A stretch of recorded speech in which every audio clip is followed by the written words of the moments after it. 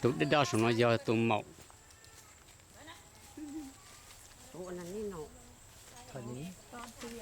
นี่มันเป็น tụi mậu thì đa ตัวนั้นน่ะเนาะอ๋อมันจะว่าเขาแซวเขาเต็มหรือเปล่า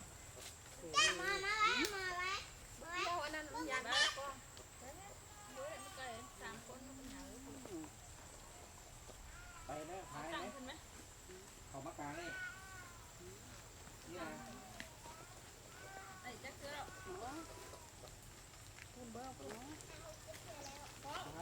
hay thì giờ chùa chuẩn trái đê chùa chỉ xác đê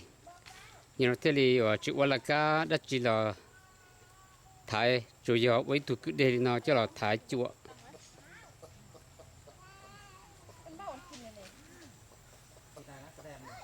còn là giờ đê ซื้อบ่ตายทายสองคนใหญ่นะปลาเด้อนั่นละส่งให้เลยเจ้าบ้องซื้อกูน้ำเจ้าบ้องควางกินหัวมันได้มันตีตัวน้อยอ่ะยับไปดุยับไปก็พอเตียนนุ๊ก